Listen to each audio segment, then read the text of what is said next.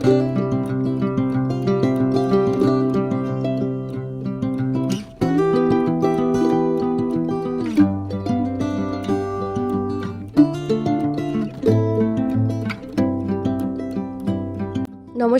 কেমন আছেন সবাই? আশা করি আপনারা সবাই অনেক ভালো আছেন। আমার নতুন একটি ব্লগে আপনাদের আরও একবার স্বাগত জানাই। আজকের দিনটি হলো শনিবার, দুপুর এখন 1:30টা মতন। আজকের লাঞ্চটা আমরা বাইরে করব। বাইরে বলতে এখানে আজকে তো যেহেতু শনিবার নিরামিষ, তাই জন্য এখানে উর্বি বলে একটা রেস্টুরেন্ট আছে। সেই রেস্টুরেন্টে সব কিছুই নিরামিষ পাওয়া যায়, কোনো রকম আমিষ পাওয়া যায় না।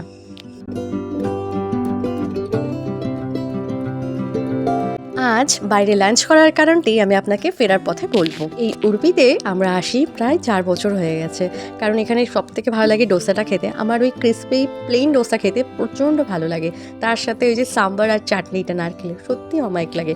যদি বলেন খাবার মধ্যে সব থেকে পছন্দের যে জিনিসটা নিরামিষের মধ্যে, আমার ডোসাটা সত্যি খুব ভালো লাগে, আমি এখান থেকেই খাই। আর লাঞ্চটা আমরা খুব একটা করি না উর্বিতে কোনো সময়, একবার হয়তো করেছি, আর এটা হচ্ছে সেকেন্ড টাইম। সব থেকে বড় সমস্যা হচ্ছে এতগুলো নিরামিষ আইটেমের মধ্যে কোন আইটেমটা যে চুজ করবো সেটা বুঝে পারা প্রচণ্ড বড় দায়। আমি অর্ডার দিয়েছিলাম আজ হচ্ছে মিক্স ভেজ ফ্রাইড রাইস, আর দিয়েছিলাম একটুখানি পনির মশালা। খাবার দেখে আর ওয়েট করা যাচ্ছে না, দেখতে কিন্তু প্রচণ্ড ভালো লাগছে। এবার টেস্ট করি, দেখি কেমন।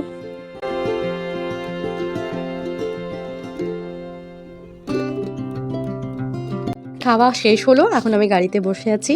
আর আজকের আবহাওয়াটা সত্যিই খুব সুন্দর, সকাল থেকে কোনো রকম বৃষ্টি নেই, কিচ্ছু নেই। আর কি দারুণ রোদ উঠেছে জানেন না, আর একদিনের রোদেই পুরো রাস্তাঘাট পুরো শুকিয়ে যায়। এখন কটা দিন ধরে যা নিউজ আসছে দেখছি, প্রায় হোটেলগুলি কিন্তু বন্ধ হয়ে যাচ্ছে, কারণ ফুড সেফটি অফিসাররা বিভিন্ন রকম হোটেল, যত বড় বড় হোটেল হোক না কেন, সেফটি নিয়ে মেন হচ্ছে যে ফুডটা তারা বানাচ্ছে কতটা সেফ, বা যে অয়েলগুলো ইউজ করছে কতটা সেফ, ওই জন্যই দেখছি প্রায় হোটেল কিন্তু সিল করে দিচ্ছে, না হলে বন্ধ করে দিচ্ছে। চলুন ধীরে সুস্থে এবার বাড়ির দিকে যাওয়া যাক। আজকে বাইরে লাঞ্চ করতে আসার কারণ হলো, আজকে সকাল প্রায় 8:30 থেকে সেই যে লাইট গেছে, তারপরে আর লাইট আসেনি। তার মধ্যে যেই বাসনপত্রগুলো ছিল আমি আর্ধেক মেজেছি, আর্ধেক ধুতে পেরেছি, আর্ধেক ধুতে পারিনি, কারণ জলগুলো আসলে রাত্রেবেলা রিফিল করেছিল।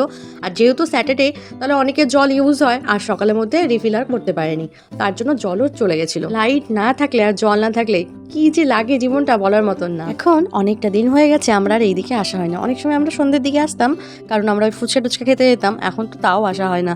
এই জন্য যে এখানে এত তাড়াতাড়িভাবে এখন শুরু করেছে ব্রিজের কাজটা, এটা আজকে তাই দেখলাম। একদিকে ভালোই, যত তাড়াতাড়ি কাজ স্টার্ট হবে, প্রায় ফিনিশ হবে, তত তাড়াতাড়ি কিন্তু এই লাইটের যাওয়ার যে সমস্যাটা, এটা হয়তো কমবে। তার মধ্যে রাস্তাঘাটগুলো দুপাশ থেকে অনেকটা বেশি চওড়া করছে, তার জন্য তো একটু তো সময় লাগবেই, তাই না বলুন?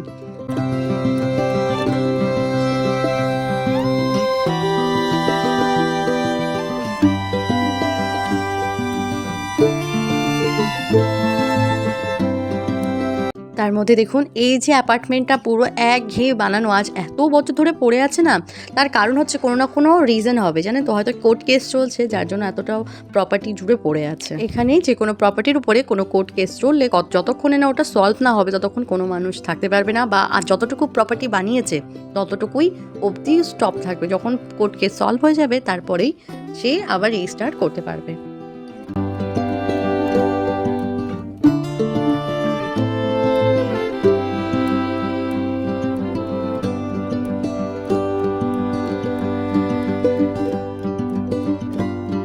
এই জায়গাটির নাম হচ্ছে বেলা ক্রস। বেলা ক্রস আমরা চলে এসেছি, এখান থেকে কাট নিয়ে ওই যে সামনে আপনারা দেখছেন কতগুলো বিল্ডিং, এখান থেকে স্টার্ট। আমরা কিন্তু এইখানেই থাকি, কিন্তু একটু উপরের দিকে ওই যে দূরে দেখছেন যে টাওয়ারটি, ঠিক অতটাও দূরে যেতে হবে। আগে সবাই বলতো যে এইখানে আগে নাকি এই কিরা পাওলো বিল্ডিং, আপনারা যেটা দেখছেন, যে বিল্ডিংটা আপনারা দেখতে পাচ্ছেন কিরা পাওলো, এইটা ছাড়া কোনো একটাও কিন্তু বিল্ডিং এখানে ছিল না। এই দিকের এটাই কিন্তু প্রথম বিল্ডিং।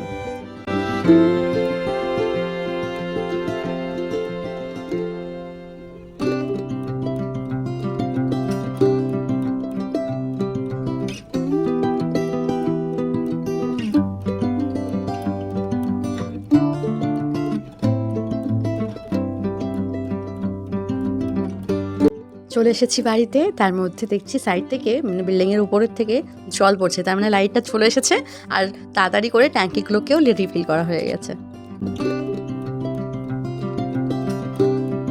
আমি যখন দুপুরবেলা লাঞ্চ করে বাড়িতে আসলাম তখন দেখলাম লাইট ছিল।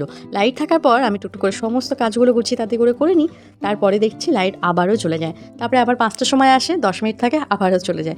এখন আবার দেখছি রাতে 15টা মতন বাজতে গেল, এখনও পর্যন্ত লাইট কিন্তু আর আসেনি। সেই যে লাইট 5টার সময় গেছে বললাম, তারপর থেকে আর লাইট আসেনি। তার মধ্যে দেখুন পুরো এলাকাটা মনে হয় অন্ধকারে ডুবে গেছে। দেখে মনে হচ্ছে যে এখানে একটা এত বড় বড় বিল্ডিং, যেটা আপনাদের প্রায় ব্লগে আমি দেখাই, সেটা কোনো রকম বোঝা যাচ্ছে। আর ওই যে দূরে আলোগুলো যেটা জ্বলছে, আপনাদের তো বলেইছি সেগুলো হচ্ছে কোম্পানি। তার মধ্যেই সপ্তাহখানেক আগেই একটা ঘটনা ঘটে গিয়েছে। একজন টেম্পো ড্রাইভার একজন এমনি একটু সাইডে দাঁড়িয়েছিলেন, চলন্ত বিদ্যুতের তারটি ছিঁড়ে তার টেম্পোর উপরে পড়ে। এবার যেহেতু সেটার মধ্যে কারেন্ট ছিল, তাই কি হয়েছে, যখনই তারা গাড়িতে টাচ করেছে, যখন দেখলো কারেন্ট ফিল হয়েছে, তখন ড্রাইভারটা তো সাইড কাটিয়ে বেরিয়ে গেছে। যখন পাশের সিটে বসা পার্সনটা বেরোতে গেছে, তখনই হট করে তারটাকে ছুঁয়ে দেয়। কারেন্টের ভোল্টেজটা এতটা বেশি ছিল যে উনি সঙ্গে সঙ্গে ওখানেই মানে জ্বলে যায়, মানে পুরো পুড়ে ওখানেই মারা যায়, স্পট ডেট একদম। অবশেষে লাইটটা কিন্তু চলে এসেছে। তাহলে টুকটুক করে এবার খাওয়া দাওয়াটা করে নিই।